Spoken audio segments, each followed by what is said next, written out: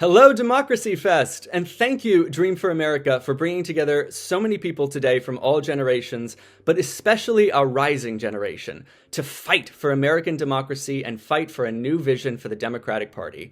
My name is Steve Boyle. I am the Executive Director of YIMBY Democrats for America, as well as the host of the podcast Radio Abundance, where we fight alongside leading abundance-minded Democrats like Maryland Governor Wes Moore, like Congressman Robert Garcia, the founder of the YIMBY Caucus, like Congressman Josh Harder, the founder of the Build America Caucus, to fight for our two missions: to build America and defeat fascism, and to unleash the era of progressive abundance.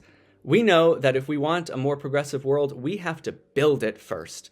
You know, for a long time now, both parties have had trouble answering the question, what is your vision for America? What will it actually look like and feel like to experience living in America in 10 years, 15 years, 20, 25? What does American greatness and progressive American greatness actually mean in the 21st century? We believe in both American greatness and progressive American greatness, and that's why we champion progressive abundance. We hearken back to the FDR era, when a muscular, active government passed the New Deal, when governments around the U.S. took it upon themselves to build the Golden Gate Bridge and the Hoover Dam, when private citizens and ordinary Americans were empowered to act as creative entrepreneurs and builders of our culture, and the Empire State Building rose to 5x the skyline of Midtown Manhattan, building a new kind of neighborhood character, a new neighborhood character that would become one of the most iconic in the world and in history. And oh yeah, under FDR, we also curb-stomped the Nazis in Europe and defeated fascism around the world. We'll need all of that now, from government state capacity to a muscular progressive agenda, to taking on fascism at home and abroad, to inspiring and allowing citizens to build their own future. We will need that spirit of ambition and optimism today, because the rise of fascism that we are facing right now, it's a natural consequence of people, and especially young people, who are giving up hope that this system can ever help them, that life can ever be affordable, that they can rise and build the future of their dreams rather than just simply trying to stay alive and find a place to live. It's a consequence of us as a party, but also our whole nation not having a real vision for the future that inspires people, that gives people an idea of where we're headed. How can we address and acknowledge and redress our past wrongs while still aspiring to have pride in what we've built and to build a bigger and more progressive future for ourselves, to celebrate the journey that we've been on as a nation while imagining the new heights that we can soar to? Progressive abundance is a vision of an America where we all can rise, where citizens can build anything they set their minds to, and where our governments have the state capacity to get stuff done and solve problems themselves, taking on long-standing and centuries-long progressive goals while also letting citizens build and create, where the costs of the everyday things all of us need, like a roof over our heads, get cheaper and more accessible.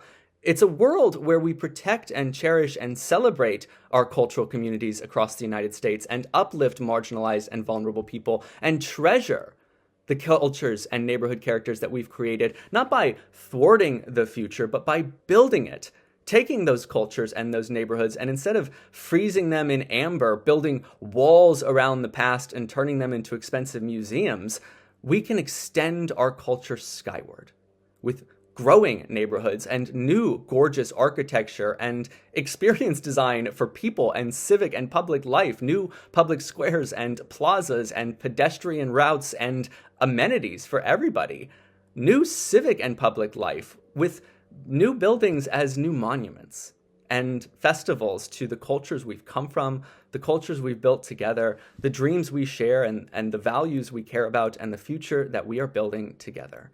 You know, for me, being a Democrat in this moment is essential and non-negotiable. We, in this moment, have been called upon by history and endowed with a great purpose and a historical mission. We must, in this era, as ourselves, make history by standing up to Trump. We must defeat him and defend the American Republic, defend the mission of our founders to forge a government of freedom and self-rule, the mission of the Union Army, and generations of civil rights leaders to deliver everyone from bondage, the mission of FDR and the American presidents and American heroes of the 20th century to lift the world from the darkness of authoritarianism. To me, Trump represents the sum of all of America's foes of the past. He is the big boss at the end of the game. From the English King George, he takes a will to make the law his own, to bend the country to his will, to serve the whims of one man against the many. From the Confederacy, he takes the desire to impose a hierarchical system on the United States where some citizens with privileges and favor get everything, and the rest of us have to lose. From the Nazis and the global fascist movement of the early 20th century, he has built concentration camps. He has rounded up everyday residents, stuffed them into vans for things they've written or how they look, and shipped them overseas to Salvadoran prison camps or to the concentration camp he's built on our own soil, Alligator Alcatraz. From the Soviet Union, he takes command and control over our economy and our press, dictating our economic policies in whims and micromanagement while intimidating and stifling dissent. And from Al-Qaeda and Osama bin Laden and the age of terrorism, he takes a willingness to attack America and Americans and American institutions on our own American soil. I am a survivor of Al-Qaeda's terrorism. I narrowly survived an Al-Qaeda train bombing on the London Underground 20 years ago, and I emerged from that dark tunnel with the blood of their victims on my face. And yet, to me, Donald Trump is the preeminent anti-American terrorist of our lifetime. For he has done what Osama bin Laden could never do or never dreamed of.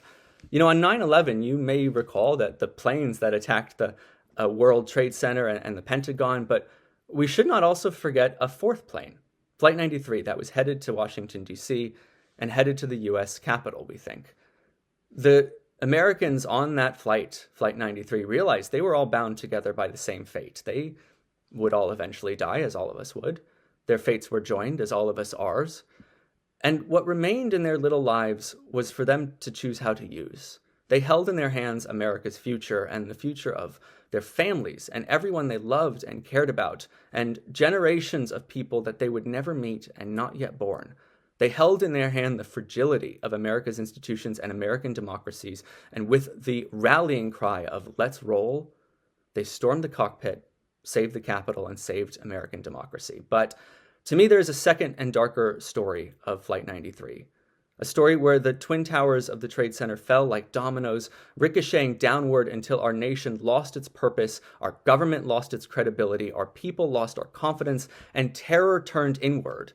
In this story from the sacred burial ground and burning embers of Shanksville, Pennsylvania, that downed vessel rose back to life to finish its terrible journey, now resurrected, and on the 6th of January 2021, between the flames and broken glass and Confederate flags and the noose marked for the Vice President of the United States, with pilot Donald Trump, Flight 93 finally did hit its target and crash into the United States Capitol, threatening our democratic existence along with it and turning our government over to a strongman whose administration just last month proclaimed the slogan, "Opportunity, not democracy." So being a Democrat and fighting Trump is the only option, and yet there has been plenty of stuff in our own party that makes you say, how dare you? How dare you say rightfully that climate change is an existential emergency and a planetary threat, and then make it so hard to build solar and wind and nuclear that climate deniers in Texas are lapping California on building clean energy?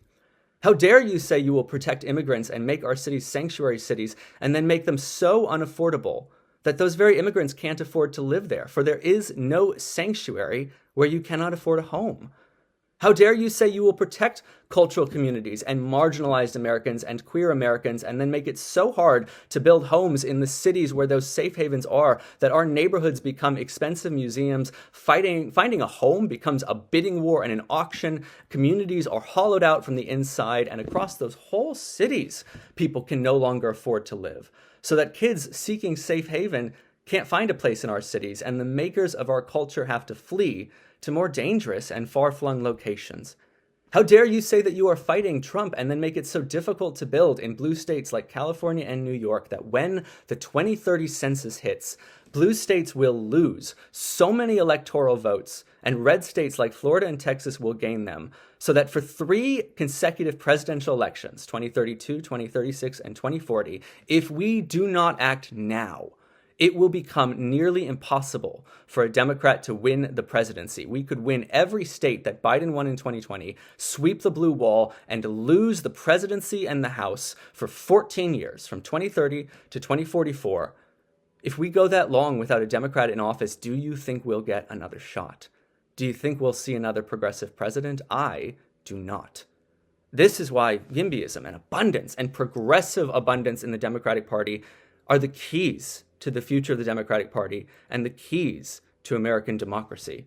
To win, we need to prove that we're the better alternative, to make American life and American homes more affordable and abundant, to create a world where everyone can thrive, to fight incumbent privilege and oligarchy with new innovation and invention and competition. We need to show that a democratic government can get stuff done. And if, like me, you crave a 21st century FDR, then he will need the permission and the state capacity to act. And we need to win. So if you believe nothing else about why progressive abundance is the right future for America, know that because of the 2030 census and the Electoral College map, winning elections and saving democracy depends on building homes right now in blue states. You cannot call yourself a progressive who fights Trump, but leave us with an unwinnable map because you thwart new construction. Because it takes time to pass laws and build homes and for people to move, we don't have the luxury of waking up to this challenge in 2029. We have to do it now, this year. We have to build homes. It's build homes in blue states or lose the country for decades and generations to the next era of MAGA's fascists and the successors of Trump. If you don't like the idea of new neighbors, I think you will hate your new concentration camp cellmates. And if you care about neighborhood character, I think the neighborhood character you care most about is the character of our democracy and our freedoms. No fascists in my backyard. We have to build. We have to thwart fascism. We have to save democracy. We have to think of ourselves as people and actors and maybe even heroes who are living in history and making history with the same opportunities to make history, the same challenges and the same possibilities as any of the heroes of history's past, from America's founding fathers to the folks who held us together in the Civil War, to the folks who fought for civil rights, to the folks who fought against the evils of fascism, authoritarianism, authoritarian communism, and terrorism. We are just like them, and we need to write our own historical legacy by defeating fascism and building America and unleashing the era of progressive abundance. I hope that you will join me, and thank you for being here and being a part of this movement today. You can join us at yimbydemocrats.org, check out Radio Abundance, and please, if this moves you, reach out to me directly. You can find me at steve@yimbydemocrats.org. That's Steve, S-T-E-V-E, at yimby, Y-I-M-B-Y, democrats.org. Thank you so much. Thank you, DemocracyFest. Thank you, Dream for America. Build America, defeat fascism, unleash progressive abundance. Onward, upward, skyward. Excelsior, my friends. Thank you.